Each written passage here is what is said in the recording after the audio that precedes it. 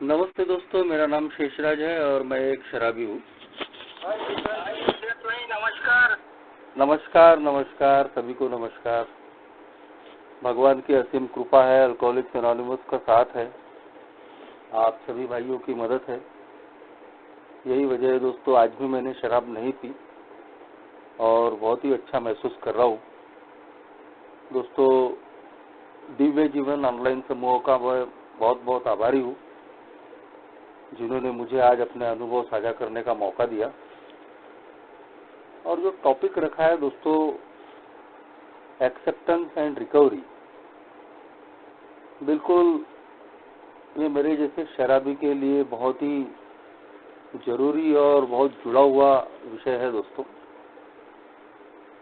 यदि मैंने ए में आने के बाद अपने आप को, अपनी परिस्थितियों का, अल्कोहलिज्म का अगर स्वीकार नहीं किया होता, एक्सेप्टेंस मेरे अंदर नहीं आता, तो आज दोस्तों मैं आपके सामने में अपने अनुभव साझा करने के लिए जिंदा भी नहीं बचा होता। हमारी रिकवरी की शुरुआत ही दोस्तों इस स्वीकृति से ही होती है कि मैं एक शराबी हूँ। मैं सीमित मात्रा में शराब पीने वाला शराबी नहीं हूँ और मेरी बर्बादी हो चुकी है। मेरी लाइफ अनमैनेजेबल हो चुकी है। जब तक ये स्वीकार मेरे अंदर नहीं आता दोस्तों, ये प्रोग्राम शुरू ही नहीं हो सकता। और इस एक्सेप्टेंस को भी दोस्तों बोला गया कि ये टोटल एक्सेप्टेंस चाहिए, संपूर्ण स्वीकार। यदि मैं किसी भी तरीके का रिजर्वेशन रखकर अगर मैं ये काम करता हूँ, तो आज नहीं कल कभी न कभी मुझे मुंह की खानी पड़ सकती है। दोस्तों, मेरे घर में ही मैंने शराबीपन देख चुका था। मेरे पिताजी भी शराबी थे और एक शराबी कैसे खुद बर्बाद होता है, कैसे उसके परिवार को तकलीफें होती है, इसका मैं खुद भुक्तभोगी था। अपने घर के अलावा मैंने आसपास में भी लोगों को मैंने शराब से बर्बाद होते हुए, मरते हुए देखा था। लेकिन जैसा कि हर मेरे जैसे शराबी के अंदर में एक आई एम डिफरेंट वाली फीलिंग होती है, तो मेरे साथ में भी वो थी। तमाम विपरीत परिस्थितियों में भी दोस्तों मैं अपना एजुकेशन अच्छे से कर पा रहा था। कुछ अच्छी क्वालिटीज थी तो जिसकी वजह से काफी लोग मुझे चाहते थे, तारीफें करते थे। और शायद ये जो तारीफें सुन सुन के मैं जो बड़ा हो रहा था, उसी की वजह से एक मैं बाकी लोगों से अलग हूँ, मैं विशेष हूँ, यह फीलिंग मेरे अंदर में धीरे धीरे बैठने लग गई थी। और शायद यही वजह थी दोस्तों कि कॉलेज में जाने के बाद में जब पहली बार शराब सामने में आई, तो मैं उसको ना नहीं बोल पाया।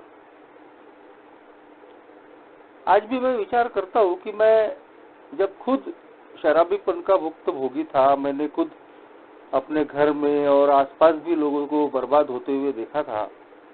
मैं पढ़ा लिखा था, 4 अच्छे लोगों में मेरा बैठना था,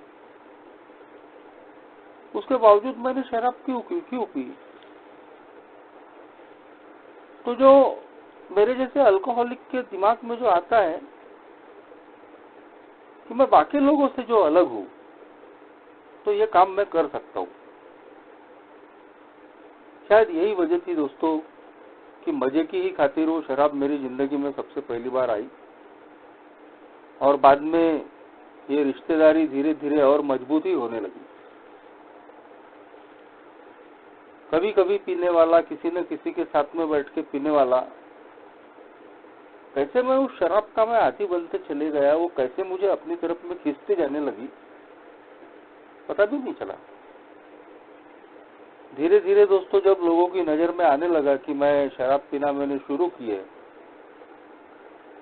तो वो लोग मुझे समझाते थे, अरे यार तू पढ़ा लिखा लड़का है, तेरे घर में ही तू बर्बादी देख चुका है, तो तूने ये काम नहीं करना चाहिए। मगर हमेशा मेरे डिफेंस में यही निकलता था कि अरे अपना बाकी के लोगों के जैसा थोड़ी है, हम तो कभी कभार पी लेते हैं, लिमिट में रहते हैं।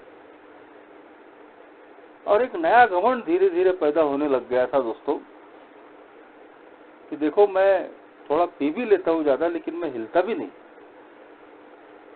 और ये बाकी के लोग देखो कि ये थोड़ी सी पीते हैं और तमाशे करते हैं। अपना बॉस वैसा नहीं है, अपन उधार नहीं पीते, अपन गाली गलौज नहीं करते, अपन झगड़े फसाद नहीं करते, अपना सब बढ़िया है। मगर दोस्तों यही जो चीजें थी आखिरकार मेरी शराब को बढ़ाने में मददगार हुई। और जो जो चीजें मैंने औरों के बारे में बोला था, कैसे धीरे धीरे वो मेरे बारे में भी होने लग गई, पता भी नहीं चला। कभी कभार पीने वाला रोज शाम को पीने की इच्छा होने लग गई थी। और ऐसे में ही एक दोस्त का चाय और पान का ठेला था, छोटी होटल थी वो, उसके साथ में शाम को बैठक शुरू हो गई। मगर जब किसी दिन उसके साथ में वो बैठक नहीं जम पाती थी तो मैं बड़ा बेचैन हो जाता था कि अब कैसे।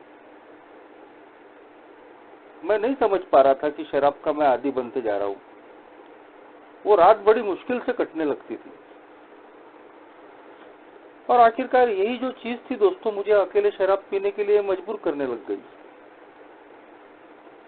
धीरे धीरे शराब मेरी जैसे जैसे गरज बनती चली गई, वो एक एक करके मैं वो सारी चीजें करने लगा दोस्तों जो मैंने कभी उम्मीद भी नहीं की थी। झूठ बोलना शुरू हो गया,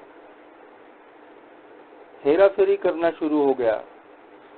अर्निंग और लर्निंग करता था तो एक टेलीफोन बूथ पे मैं जब काम करता था तो शाम की जुगाड़ के लिए मैं वहां कहीं तो भी हेरा फेरी करने लग गया था।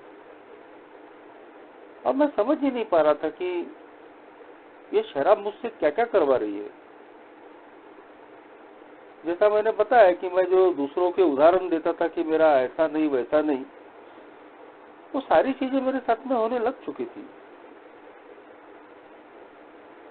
माँ बाप का सम्मान करने वाला, पिताजी से डरने वाला इंसान धीरे धीरे शराबीपन जैसे जैसे बढ़ते चले गए, मेरे स्वभाव में बदलाव आने लग गए। एक उग्रता मेरे स्वभाव में आने लग गई। तू मैं से शुरू हुआ सफर, पिताजी के साथ में गाली गलौज, और जब शराबीपन पूरा आलम में था तो मैं एक बार तो उन पर हाथ भी उठा दिया था। एक गजब की खुन्नस चिढ़ मेरे मन में जो पैदा थी, वो शराबीपन की वजह से और ज्यादा तेज हो गई। फ्रस्ट्रेशन की फीलिंग कि जो मैं चाहता हूं मेरी जिंदगी में मैं वो नहीं पा रहा हूं। इन सारी चीजों ने भी दोस्तों मेरे शराबीपन को बढ़ाने के लिए मदद करना शुरू कर दिया। तो कैसे मैं धीरे धीरे शराबीपन के पूरी तरीके से चंगुल में फंस गया, कैसे मैं शराब का आदी बन गया, पता भी नहीं चला दोस्तों। शराब के बगैर रहना मेरे लिए बिल्कुल मुश्किल हो चुका था। लोग समझाते समझाते थक चुके थे, मैं मानने को तैयार नहीं। शराब को तो मैं दोष देने के लिए तैयार नहीं था, क्योंकि शराब के अलावा हर चीज मेरे सामने में थी ब्लेम करने के लिए। माँ बाप थे, गर्लफ्रेंड थी, परिस्थितियां थी, सब था, पर शराब को ब्लेम नहीं करता था। और कैसे मैं बहुत ही जल्दी 24 घंटे का शराबी बन गया दोस्तों, पता भी नहीं चला। आखिर उसके नतीजे भी मिले। 2003 में मैं बीमार गिरा, एक सरकारी अस्पताल में मेरा इलाज हुआ और वहां पता चला कि मुझे टीबी हो गई। बड़ी खराब हालत थी। मार्च अप्रैल की धूप थी, बिल्कुल मुंह से भी पानी निकल रहा है और बड़ी ही खराब हालत। ये उस वक्त भगवान की ही कृपा थी कि मैं बच गया। 11 महीने कम से कम मैं बीमार रहा, 5 महीने में बेड रिडन रहा, और बाद के 4-5 महीने दोस्तों मैं बैसाखियों पे चला। एक नया जन्म मुझे मिला। और उस वक्त जब मैं बेड पर था तब मैंने सोचा भी था दोस्तों कि अब जो हो गया सो हो गया, यहाँ से एक नई जिंदगी शुरू करेंगे, शराब नहीं पिएंगे। मगर दोस्तों 11 महीने के बाद में जब मैं ठीक हुआ, अपने काम धंधे पे मैं लौटा, जैसे तैसे शराबीपन के हाल में ही मैंने अपनी डिग्री कंप्लीट की थी और एक अच्छे व्यवसाय में मैं गया था। लेकिन उस व्यवसाय को मैंने पहले ही शुरू होने के खत्म कर दिया था, क्योंकि शराबीपन साथ में ही था। तो 11 महीने की उस बीमारी के बाद भी उस व्यवसाय में जब मैं गया, फिर 4 लोगों के साथ में एक बार में बैठना हुआ और मैं विचार करके बैठा था दोस्तों कि मैं शराब नहीं पीऊंगा।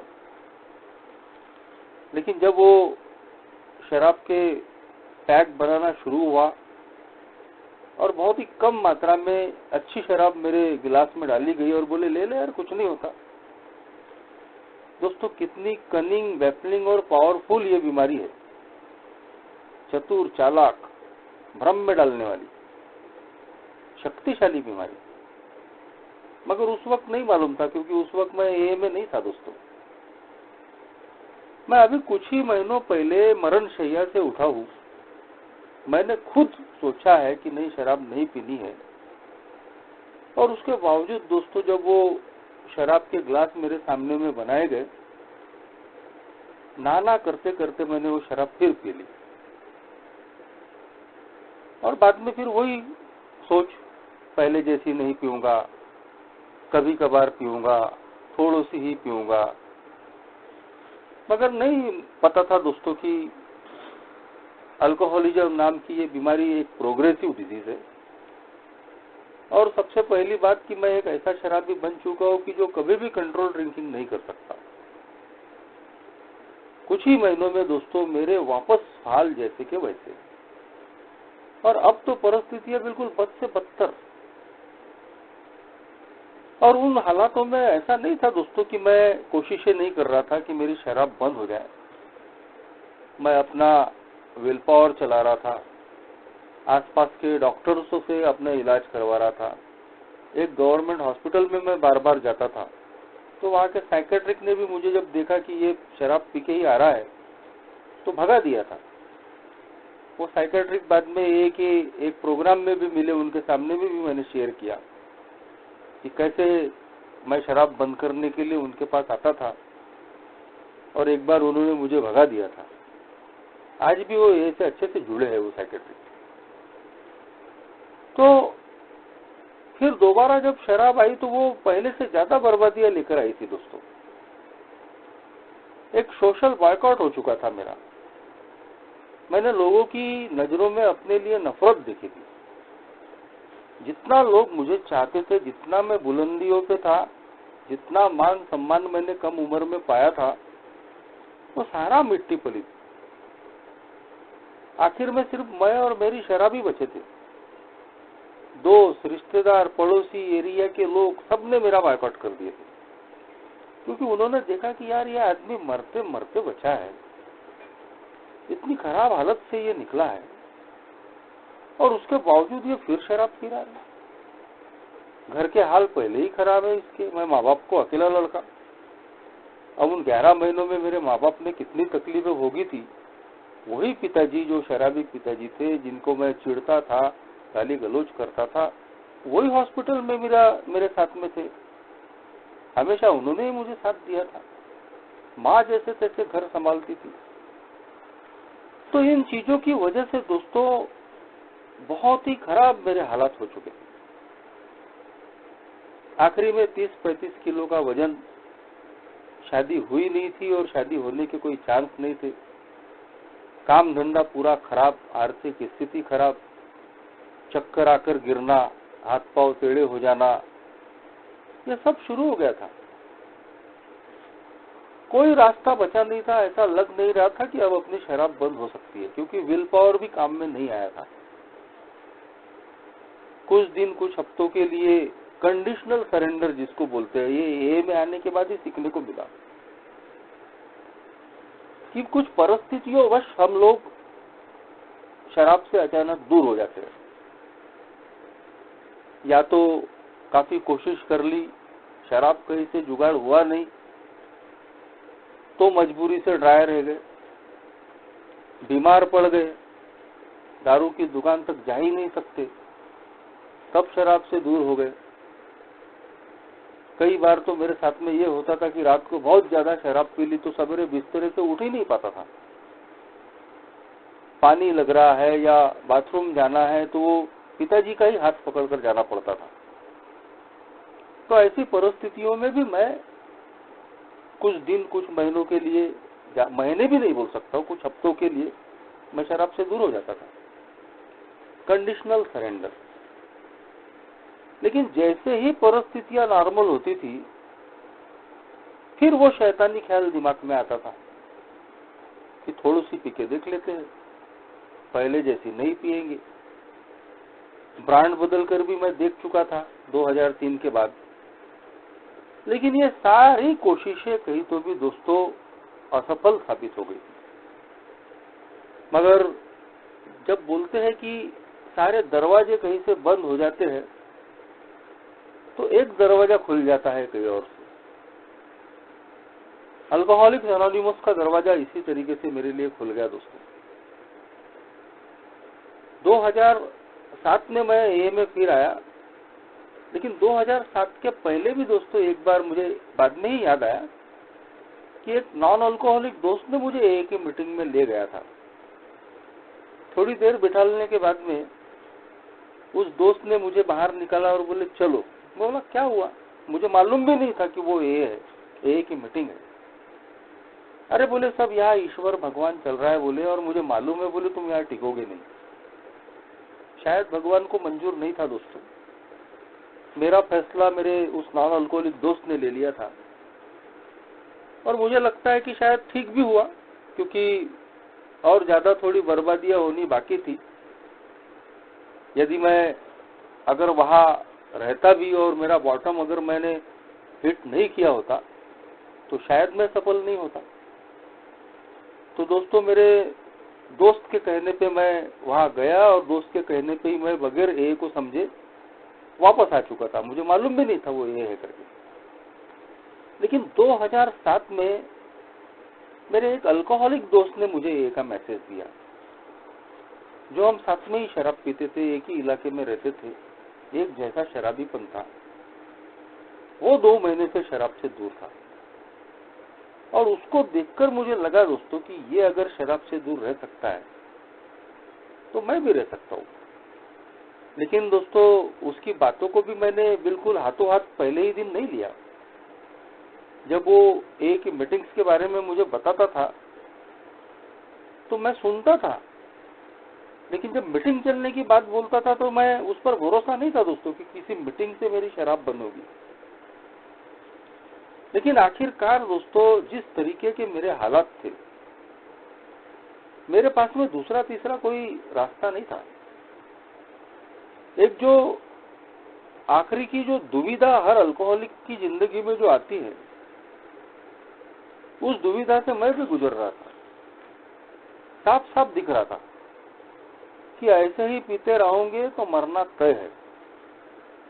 और दूसरी तरफ कि दारू नहीं मिली तो मर तो नहीं जाऊंगा। विड्रॉल्स बड़े खराब थे।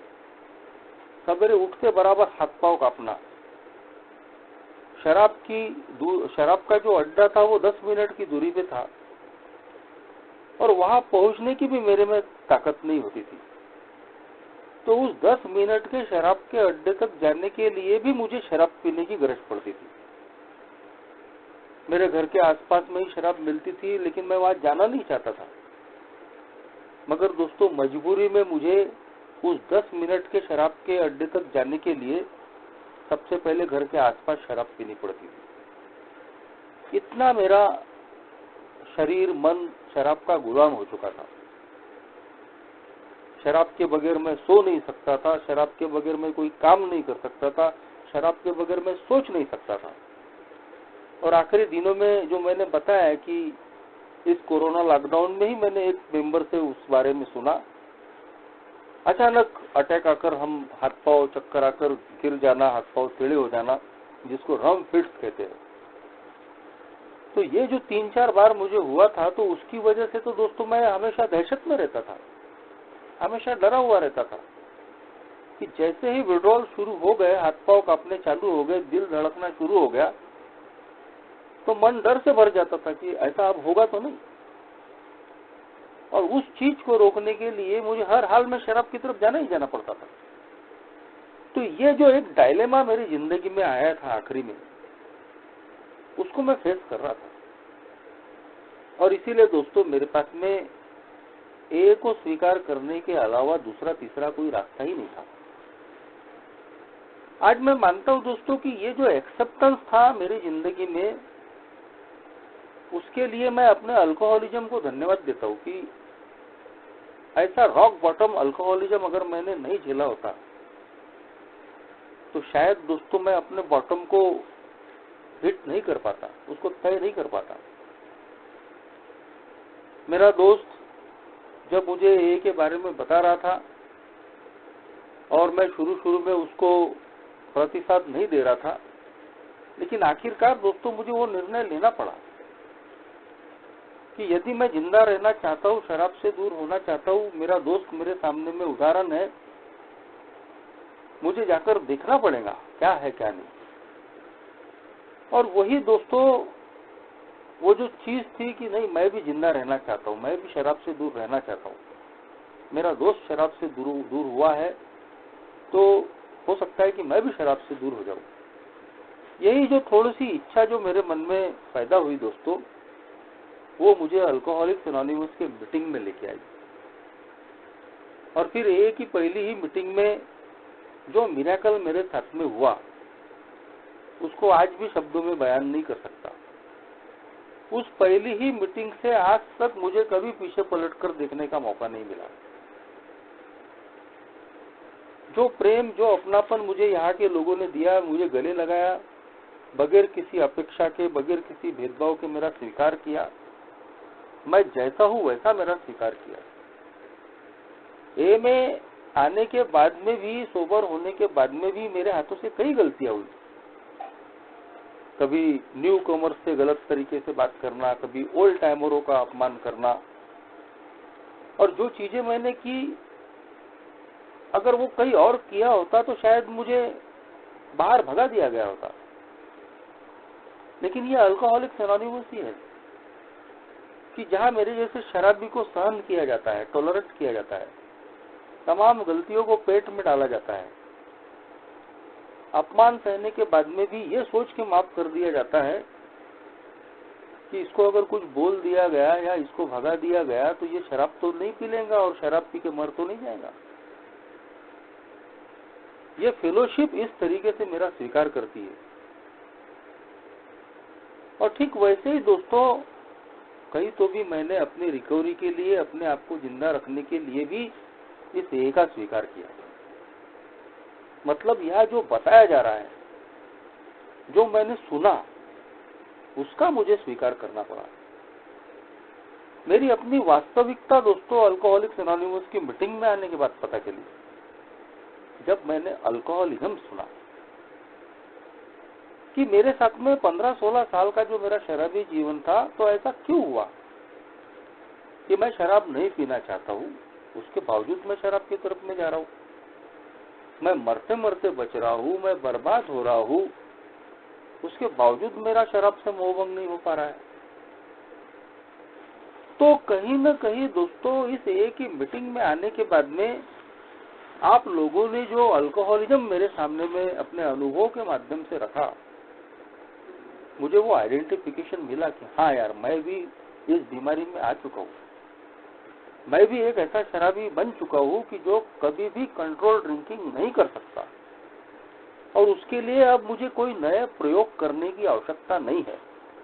ए में बोलते हैं कि यहाँ एक्सपेरिमेंट मत कीजिए, ये ऑलरेडी एक्सपेरिमेंट करके ही बनाया गया प्रोग्राम है। अब नया प्रयोग क्या करोगे आप? और इसीलिए नए प्रयोग के चक्कर में और ज्यादा बर्बादी करने की बजाय, क्योंकि इन प्रयोगों के चक्कर में कई लोग ऐसे जो गए हैं तो वापस ही नहीं आए। आज दुनिया में भी नहीं है ऐसे लोग। मैंने इन 14-15 सालों में ऐसे अनगिनत लोगों को देखा है, क्योंकि मैंने जमीन पे के लिए काम किया है, अनगिनत लोगों के साथ में मैंने वर्क किया है। मैंने देखा है, मैंने अपने करीबी लोगों को खोया है, मैंने अपने लंगोटिया यारों को खोया है, जिनको मैंने मैसेज दिया वो ए में आए मगर नहीं टिक पाए। तो दोस्तों, मैं भगवान का बहुत शुक्रिया अदा करता हूँ कि इतनी सद्बुद्धि उसने मुझे दी कि मैंने इस ए के प्रोग्राम के साथ में कोई खिलवाड़ नहीं किया और कोई इफ एंड वर्ड्स नहीं रखे। मेरा अपना अल्कोहलिज्म मेरे सामने में आईना बन के था और वो मुझे साफ बता रहा था कि हाँ, ये सब तेरे साथ में होता है। सवाल है सिर्फ एक्सेप्टेंस का, स्वीकार करने का। और जब मैंने दोस्तों इन चीजों को स्वीकार किया कि हाँ, मैं एक ऐसा शराबी हूँ कि शराब का विचार मन में आ जाता है तो मैं पागल हो जाता हूँ। मेंटल ऑब्सेशन, जुनून, कि दुनिया की कोई भी मानवीय शक्ति मुझे शराब पीने से नहीं रोक पाती। मेरी परिस्थितियां खराब है। एक दिन पहले बड़ा हादसा हुआ है, मेरे अपमान हुए हैं, उसके बावजूद मैं शराब पी के ही दम लेता हूँ, जेब में पैसा रहे या न रहे। थोड़ी सी शराब पेट में चली गई, चाहे मैं कितनी भी कोशिश कर लूं कि मैं कंट्रोल ड्रिंकिंग न कर लूंगा, लेकिन मैं कंट्रोल ड्रिंकिंग कर ही नहीं पाता हूँ। और इस शराब पीने और पाने के चक्कर में मैं किसी भी हद तक गिरने के लिए तैयार रहता हूँ। एक पढ़ा लिखा इंसान, अच्छा नाम कमाया हुआ इंसान, अच्छे अच्छे लोगों में बैठा हुआ इंसान दारू पीने के लिए झूठ बोल रहा है, टोपी पहना रहा है, चोरी कर रहा है, जरायम पेशा लोगों के साथ में रह रहा है, दारू के अड्डों पे सो रहा है, मान सम्मान की फिक्र नहीं, स्टेटस की फिक्र नहीं, अपने प्रोफेशन की फिक्र नहीं। तो ये आखिर क्या है? घर के हाल खराब है, घर के लोग किन परिस्थितियों में जी रहे हैं उसका कोई विचार नहीं। तो ये चीजें कहीं तो भी मुझे स्वीकार करनी पड़ी कि हाँ, मैं एक अल्कोहलिक हूँ और मैं इस अल्कोहलिज्म में आ चुका हूँ। और दोस्तों, बगैर किसी किंतु परंतु के जब मैंने इस बीमारी का स्वीकार किया, अपनी वास्तविकता का स्वीकार किया, शायद वहीं से मेरी रिकवरी के रास्ते खुले। अल्कोहलिज्म नाम की बीमारी बहुत भयानक बीमारी है। ये एक तो कभी दुरुस्त होती नहीं, क्योंकि once an alcoholic always an alcoholic. चाहे मैं कितने भी साल शराब से दूर रहूं, अभी ये मेरी अवस्था है कि मैं अल्कोहलिक ही रहने वाला हूं। कभी भी मैं कंट्रोल ड्रिंकिंग नहीं कर पाऊंगा। ये पलटवार करने वाली बीमारी है। कब पलटवार कर लेंगी कोई इसकी गारंटी नहीं है। लेकिन उसके बावजूद दोस्तों, अल्कोहलिक्स एनोनिमस ने इसका सॉल्यूशन दिया है।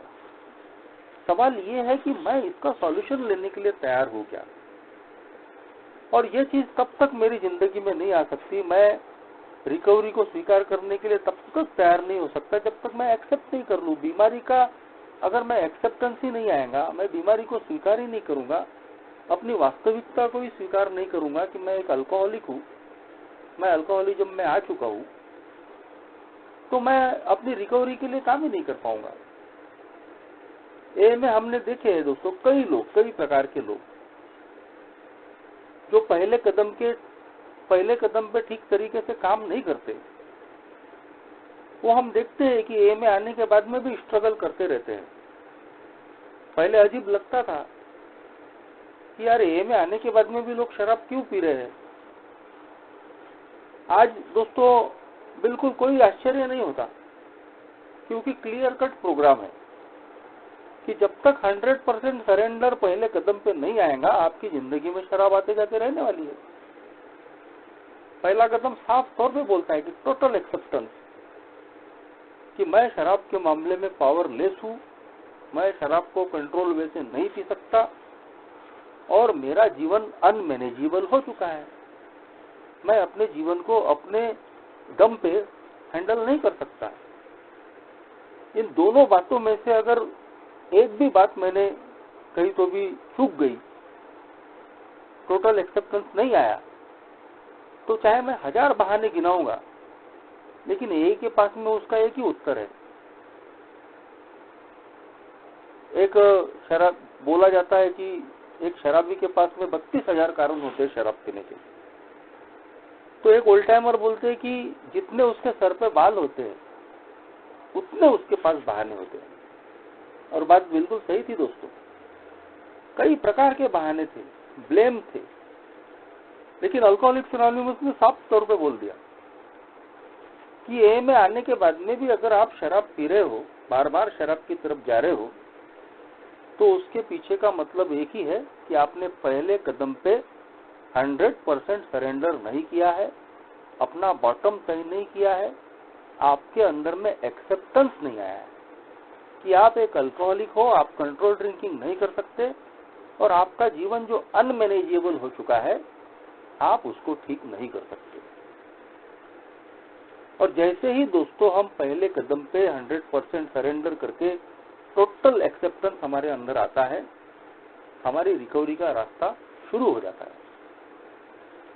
लेकिन मुझे ऐसा लगता है दोस्तों कि ये जो एक्सेप्टेंस है ये सिर्फ शराब तक ही सीमित नहीं है। शराब से दूर होने के बाद में हम एक ही लैंग्वेज में बोले तो हमको सोबराइटी तो मिल जाती है। सोबर होना यानी शराब से दूर होना, सोबराइटी यानी शराब से दूरी। लेकिन इतना लिमिटेड ए के प्रोग्राम का मतलब नहीं है दोस्तों।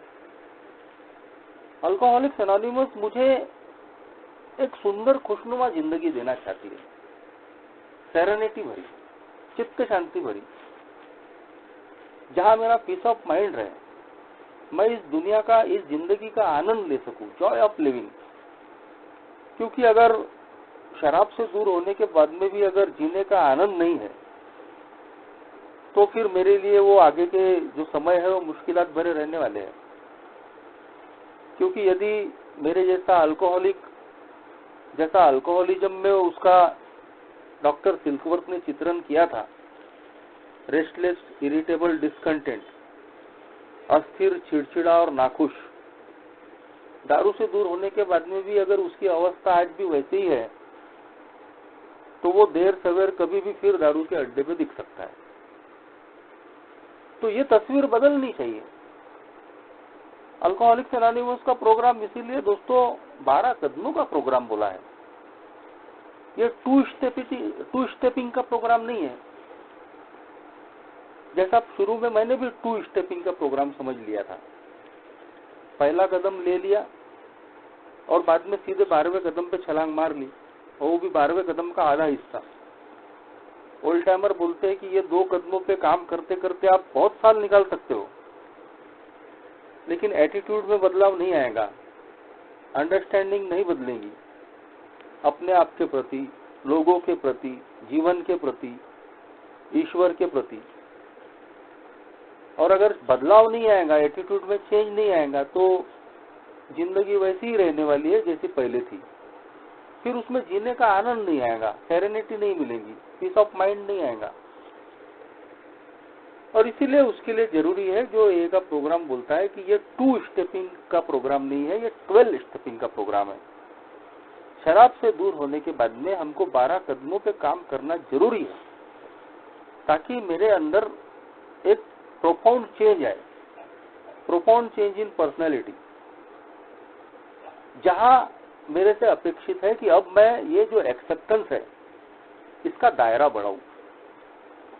मैंने दारू के मामले में अपना स्वीकार कर लिया कि मैं दारू के मामले में तो मैंने अपना एक्सेप्टेंस दे दिया, मैंने स्वीकार कर लिया कि मैं एक अल्कोहलिक हूँ, मैं कभी भी कंट्रोल ड्रिंकिंग नहीं कर सकता, अपने जीवन को भी मैं अपनी बदौलत ठीक नहीं कर सकता। लेकिन अब ये जो एक्सेप्टेंस है ये जब तक कहीं तो भी बाकी मामलों में नहीं आएगा। हेलो, इनका माइक बंद कीजिए। बंद किया है। तो ये जो एक्सेप्टेंस है, ये जो स्वीकृति है, ये बाकी मामलों में भी अगर नहीं आएंगी तो मेरी रिकवरी में एक जो सही मायने में जो चीज होनी चाहिए वो शायद मैं नहीं कर पाऊंगा। अल्कोहलिज्म से रिकवरी का मतलब ये मैंने समझा कि ये सिर्फ शराब की दूरी का ही मामला नहीं है। अल्कोहलिज्म ने मेरे शरीर के साथ साथ मेरे मन को, मेरी आत्मा यानी मेरी पर्सनालिटी को और मेरी भावनाओं को भी कहीं तो भी ग्रसित करके रखा है। ये एक आध्यात्मिक बीमारी है, स्पिरिचुअल मैलेडी। और इसीलिए बिग बुक चैप्टर 5 में बोला गया है कि जैसे जैसे हम अपनी आध्यात्मिक बीमारी से ठीक होते चले जाते हैं वैसे वैसे हम मानसिक और शारीरिक रूप से ठीक होना शुरू होता है। तो यदि मैं सिर्फ शराब से दूरी को ही अपनी रिकवरी मान लेता हूं तो कहीं तो भी मैं भ्रम में हूं। मेरी असली बीमारी है स्पिरिचुअल, आध्यात्मिक बीमारी, जो मेरी पर्सनैलिटी को, मेरे व्यक्तिमत्व को लगी हुई बीमारी है। इसमें जब तक काम नहीं करूंगा मैं, तब तक एक सही रिकवरी मेरी जिंदगी में नहीं हो पाएगी। मेरे एटीट्यूड में परिवर्तन, मेरे पुराने तौर तरीके, मेरे पुरानी सोच में परिवर्तन, जो मुझे बताता है कि अब मैं बाकी मामलों में इस एक्सेप्टेंस को बढ़ाऊं। चीजें जैसी है वैसी मुझे कबूल करनी पड़ेगी। मैं जैसा हूं वैसा मुझे अपने आप को कबूल करना पड़ेगा। उस भ्रम को छोड़ना पड़ेगा कि मैं कुछ बाकी लोगों से अलग हूं, विशेष हूं। ओमनीपोटेंस की भावना, king baby syndrome, I am different वाली जो फीलिंग है, कहीं तो भी लोगों के प्रति मेरा दृष्टिकोण बदलना पड़ेगा। परिस्थितियों का स्वीकार करना पड़ेगा कि मैं भगवान नहीं हूं, ये दुनिया मैं नहीं चला रहा, और इसलिए हर चीज मेरे मन के मुताबिक होने वाली नहीं है। ये एक्सेप्टेंस मेरे अंदर लाना पड़ेगा। मुझे इस बात का स्वीकार करना पड़ेगा कि सिर्फ शराब ही नहीं, शराब के मामले में तो मैं पावरलेस हुई, हदबल हुई, अपनी बदौलत में शराब से अपने आप को दूर नहीं रख सकता। लेकिन ठीक वैसे ही मैं जिंदगी के अन्य क्षेत्र में भी मैं हदबल हूं। मैं लोगों को बदल नहीं सकता, मैं परिस्थितियों को बदल नहीं सकता। हर चीज मेरे मन के हिसाब से नहीं होने वाली।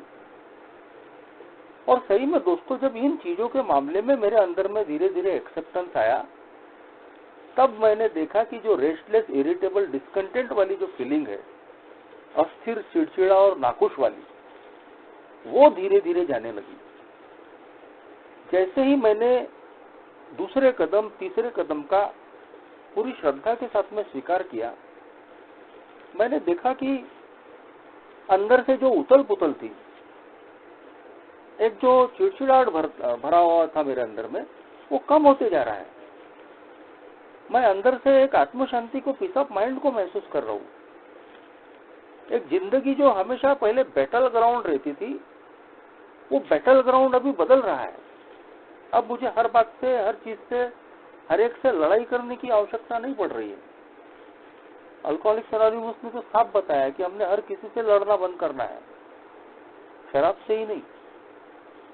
शराब से तो लड़ा ही नहीं जा सकता और उससे जीता भी नहीं जा सकता लड़के, लेकिन ठीक ऐसे ही मुझे और अन्य चीजों से भी लड़ाई बंद करना पड़ेगा। अपनी इच्छा के मुताबिक जीने की बजाय अगर जितना मैं अपनी समझ की जो उच्च शक्ति है, जो भी मेरी ईश्वर की संकल्पना है, उसकी इच्छा के अनुरूप अगर मैं जीने की कोशिश करता हूँ, परिस्थितियां जैसी है वैसी उसको एक्सेप्ट करता हूँ, स्वीकार करके जीता हूँ, उतना ही मैं पाता हूँ कि मैं अपने जीवन में एक पीस को पाता हूँ, एक सेरेनिटी को पाता हूँ। शराब बंद करने के बाद में असली चैलेंजेस थे मेरे सामने में, क्योंकि अच्छी खासी उम्र हो गई थी, शादी नहीं हुई थी, प्रोफेशन पूरा खराब, सोशल बॉयकॉट, आर्थिक परिस्थितियां खराब, शरीर 35-40 किलो का। तो शराब बंद होने की खुशी भी मैं मना नहीं पा रहा था। और मेरे जैसा बेवड़ा कभी समाधानी नहीं होता है। एक चीज अगर उसकी पूरी हुई तो वो दूसरी चीजों के बारे में सोचना शुरू कर देता है। तो मेरी जिंदगी की इतनी बड़ी समस्या शराब, वो बंद हो चुकी है, वो सुलझ चुकी है, उसको मैं एंजॉय भी नहीं कर पा रहा था कि मेरी जिंदगी के बाकी समस्याओं ने मुझे घेर कर रख दिया। मैं उनके बारे में सोचने लग गया कि कैसा होगा, मेरी शादी होगी कि नहीं होगी, मेरा काम धंधा ठीक होगा कि नहीं होगा, लोग अपनाएंगे कि नहीं अपनाएंगे। अब वो लोगों को लोग अपनाने के बारे में तो मैं सोच ही नहीं रहता, उल्टा मैं लोगों से रिजेंटफुल था। इन लोगों ने मेरा बहिष्कार किया, एक दिन आएगा बॉस अब मैं इनका बहिष्कार करूंगा, ये फीलिंग्स थी मेरी। अपनी गलतियों को नहीं मान रहा था कि लोगों ने बहिष्कार क्यों किया। तो ये जो परिस्थितियां थी शराब से दूर होने के बाद, ये और ज्यादा मुझे परेशान करने वाली थी। मेरी सोब्राइटी कहीं तो भी खतरे में आ सकती थी। लेकिन यहाँ मुझे मेरे पहले आए हुए लोगों ने बताया कि परिस्थितियों का स्वीकार करो, एक्सेप्ट करो कि तुम इन चीजों को बदल नहीं सकते, तुम्हारे हाथ में नहीं है। तुम्हारी शादी होना तुम्हारे हाथ में नहीं है कि कब होगी, तुम्हारा काम धंधा कब ठीक होगा ये तुम्हारे हाथ में नहीं है। इनिशियल डेज की बात कर रहा हूँ, कब लोग तुमको अपनाएंगे ये तुम्हारे हाथ में नहीं है। तुम्हारी आर्थिक परिस्थितियां, तुम्हारी मानसिक परिस्थितियां, तुम्हारी शारीरिक परिस्थितियां कब ठीक होगी ये तुम्हारे हाथ में नहीं है, क्योंकि तुम्हारी जिंदगी अनमैनेजेबल हो चुकी है। उसको मैनेज करना तुम्हारे हाथ में नहीं है, स्वीकार कर लो। और वहां तीसरा कदम दोस्तों मेरी मदद के लिए आया कि जब मैंने एक्सेप्ट कर लिया, मजबूरी में, बहुत सारे एक एक कदम हम मजबूरी में लेते हैं क्योंकि रास्ता ही नहीं बचता, लेना ही पड़ता है। एक ओल्ड टाइमर बोलते हैं कि जब कोई चीज अगर माननी ही है, अब उसको हंस के मानो या रो के मानो। तो अब अगर माननी ही उसको, दूसरा कोई रास्ता ही नहीं बचा है कि या तो हंस के मान लो या रो के मान लो, तो फिर रो के क्यों मानना, हंस के ही मान लो ना। तो ऐसे तीसरा कदम मेरी जिंदगी में आ गया कि मैंने स्वीकार कर लिया कि भगवान ये मेरे बस में नहीं है, ये सारी समस्याएं जिंदगी की मैं तुम्हारे हाथ में दे देता हूँ, अब तुम देख लो। तो इनिशियल डेज में तीसरे कदम ने जो एक मेरी रिकवरी को मजबूत करने का जो काम किया, स्टेबल रखने का काम किया, आज भी दोस्तों ये जो तीसरा कदम है मेरा बैकबोन है, मेरी रीढ़ की हड्डी है। इन 15 सालों की रिकवरी में, अभी अगस्त महीने में 15 साल हो ही जाएंगे, इसलिए मैं 15 साल बोल रहा हूँ, 15 साल पूरे होने के हैं। लेकिन आज मुझे इस बात का विश्वास है कि भगवान मेरे साथ में है, एक ही फेलोशिप मेरे साथ में है और मेरा पूरा इन्वॉल्वमेंट एक के साथ में है। तो मैं बोल सकता हूँ कि अगले अगस्त महीने में भी मैं 15 साल पूरे जरूर कर लूंगा। तो इन 15 सालों में दोस्तों इस तीसरे कदम ने मेरी भावनात्मक स्थिरता को बचाए रखने का काम किया, एक्सेप्टेंस की वजह से। क्योंकि जितना मैं एक्सेप्टेंस अपनी जिंदगी में लाता हूँ, जितना मैं स्वीकार भाव लाता हूँ, उतना ही मेरी रिकवरी मजबूत होती है, उतना ही मैं भावनात्मक स्थिरता को पाता हूँ, इमोशनल सोब्रिटी, जो आज मेरे लिए बहुत जरूरी है। इन 15 सालों में ऐसे अनगिनत उतार चढ़ाव, इमोशनल टर्माइल्स मेरी जिंदगी में आए, लेकिन मैं अंदर से हतबल नहीं हुआ, मैं स्टेबल रहा। पिछले कोरोना लॉकडाउन में मेरा पूरा परिवार और मैं 14 दिन एक क्वारंटाइन सेंटर में रहे। पहले मैं एडमिट हुआ और जाते बराबर अगर मैंने रात को कोई काम किया तो मैंने बेड पे अपना तीसरा कदम लिया, प्रार्थना की और सब कुछ ईश्वर के हवाले छोड़ दिया। परिवार की रिपोर्ट दूसरे दिन आने वाली थी। मुझे नहीं मालूम था कि मेरा परिवार के कितने सदस्य पॉजिटिव निकलने वाले हैं, और मेरे हाथ में भी नहीं था। मेरी परिस्थितियां कब ठीक होंगी ये भी मेरे हाथ में नहीं था, लेकिन मेरे हाथ में ये था कि मैं अपनी परिस्थितियों को स्वीकार कर लूं, एक्सेप्ट कर लूं कि मैं इन चीजों को बदल नहीं सकता। तो रात को जैसे ही मैं बेड पे गया, अपना तीसरा स्टेप लिया, सेरेनिटी प्रेयर किया और भगवान के हवाले सब छोड़ दिया, एक्सेप्ट कर लिया। लेकिन उसका नतीजा कि दूसरे दिन मैं बिल्कुल फ्रेश उठा, मेरा दिमाग काम कर रहा था, पॉजिटिव चीजें होने लगी। शाम को 4 बजे वाइफ का फोन आया कि हम सभी पॉजिटिव है और उस क्वारंटाइन सेंटर में अच्छी व्यवस्था थी, तो मैंने बोला सब यहाँ आ जाओ। तो शायद भगवान मेरे लिए कुछ प्लानिंग कर रहा था कि तू अकेला मत रहे, तू पूरे परिवार के साथ में रहे। तो आने वाले आगे के 14 दिन हम पूरा परिवार एक साथ रहे। मेरी लड़की 10 साल की वो पॉजिटिव, मेरी 68 साल की माँ वो पॉजिटिव, बीवी पॉजिटिव, मेरा 3 साल का बच्चा वो पॉजिटिव नहीं था लेकिन वो साथ में रहा हमारे और उसको कुछ भी नहीं हुआ। तो जब मैं अपनी जिंदगी में सिर्फ शराब ही नहीं, शराब के अलावा बाकी मामलों में भी एक्सेप्टेंस को, स्वीकार भाव को बढ़ाता हूँ, तो मैं देखता हूँ कि मैं अपनी जिंदगी में आने वाले तमाम विपरीत परिस्थितियों का भी सामना आसानी से और हंसते हंसते कर सकता हूँ। आज से 4-5 साल पहले अचानक पता चला कि मेरी लड़की को दूर के विजन का प्रॉब्लम है। ब्लैक बोर्ड पे उसे अक्षर बराबर क्लियरली दिखते नहीं थे। तो जब बाद में हमने चेक किया तो डॉक्टरों ने बताया कि ऐसे 1000-5000 बच्चों में ये होता है कि बचपन से ही उनका जो दूर का विजन थोड़ा कम होता है। अब ये कहीं तो भी घबराने वाली बात थी कि बच्ची 6-7 साल की उस वक्त अभी 10 साल की हो गई, आगे कैसा होगा, पढ़ाई इतनी करनी पड़ती है, फिर आगे इसकी शादी कैसे होगी, उम्र के हिसाब से इतना बड़ा ग्लास लग रहा है तो इसका कैसा होगा।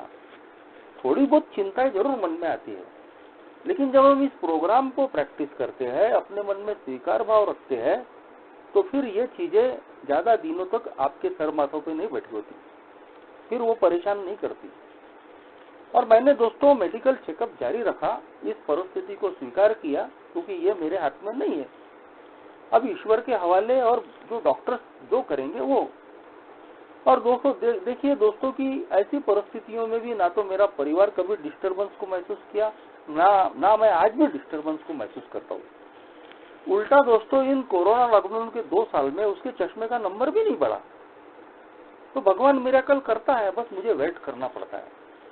बच्ची बिल्कुल हंसती खेलती है, अभी स्कूल शुरू होने वाले हैं उसके भी।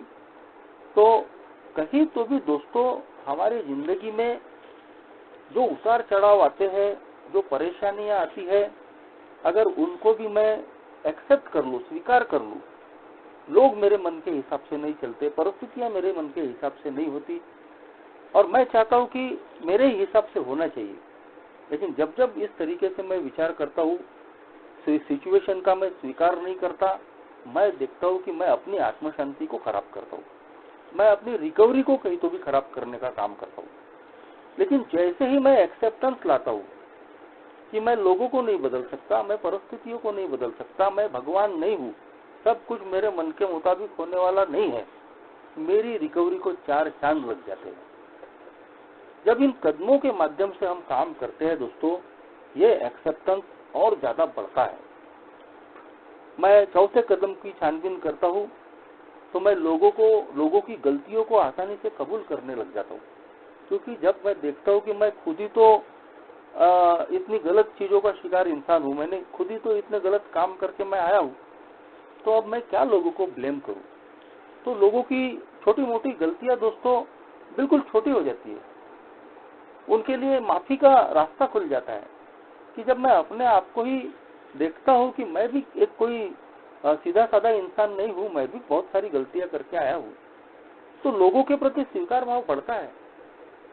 5वें कदम में जब हम अपनी गलतियों को कबूल करते हैं, उसकी वजह से भी दोस्तों परिस्थितियों का स्वीकार करने में हमको मदद मिलती है। 8वें-9वें कदम में जब हम भरपाइयां करने जाते हैं, वहां दोस्तों हम कहीं तो भी लोगों के प्रति हमारा एटीट्यूड बदलता है, जिंदगी के प्रति एटीट्यूड बदलता है। तो ये हर कदम दोस्तों, जो 12 कदमों का ये हमारा प्रोग्राम हमारे सामने में रखा है, हमारी जिंदगी में एक्सेप्टेंस बढ़ाने के लिए हमको मदद करता है। और आज के दिन दोस्तों सबसे बड़ी जो एक्सेप्टेंस है मेरे लिए, कि जो मैं कभी न भूलूं, वो है दोस्तों कि मैं एक अल्कोहलिक हूं और हमेशा अल्कोहलिक रहने वाला हूं। इस बात का स्वीकार मुझे रोज के रोज करना पड़ता है। कभी कभी महसूस होता है दोस्तों कि ए में आने के बाद में भी सोब्राइटी का अहंकार आता है, अच्छी शेयरिंग कर लेने का, ए के लिए बहुत काम कर लेने का, ग्रुप खोल लेने का, कैरिंग द मैसेज कर लेने का, ए को जान लेने का। लेकिन दोस्तों जब हम अपने इस सोब्राइटी के अहंकार में रहते हैं, तो हम देखते हैं कि फिर हम संबंध खराब कर लेते हैं, हम डोमिनेटिंग पर्सनैलिटी बन जाते हैं, हम मान सम्मान के भूखे बन जाते हैं, हम लोगों को हर्ट करने लगते हैं, ये मेरे हाथों से भी हुई है। और इसीलिए यदि आज के दिन मैं अपनी वास्तविकता का स्वीकार कर लेता हूँ कि चाहे कितने भी साल हो गए, तू कितना भी अच्छा शेयरर है, कितना भी ए का नॉलेज आ गया, ए के लिए तूने कितना भी काम कर लिया, लेकिन तेरी हैसियत एक अल्कोहलिक की ही है। वही अल्कोहलिक कि जो हमेशा अल्कोहलिक ही रहने वाला है। आज भी तू शराब से एक हाथ ही दूर है। पहले दिन वाले में और तेरे में कोई ज्यादा अंतर नहीं है। इस एक्सेप्टेंस के साथ में जब मैं जीता हूँ दोस्तों, तो जो बोलते हैं कि ये 12 कदमों का प्रोग्राम ईगो डिप्लेशन का प्रोग्राम है, हमारे अहंकार की हवा निकालने वाला, जो 12वें कदम में हम एक नए अल्कोहलिक के साथ में हम काम करते हैं, तो हमारा पहला दिन हमको याद आना जरूरी है कि मैं भी ऐसा ही था। और ये हाल में आने के लिए ज्यादा टाइम नहीं लगेगा। अगर मैं पिंक क्लाउड में उड़ना शुरू कर दिया तो मुझे इस बात को मानना पड़ता है, स्वीकार करना पड़ता है, एक्सेप्टेंस हमेशा रखना पड़ता है कि मैं अल्कोहलिक हूँ, मैं अल्कोहलिक ही रहने वाला हूँ। और ये सारी चीजें जब मुझे जमीन पे रखती है दोस्तों, तो मेरी रिकवरी, मेरी सोब्राइटी और मेरी सेरेनिटी भी सही सलामत रहती है और मैं इस जिंदगी को सही मायने में एंजॉय कर पाता हूँ। Thank you.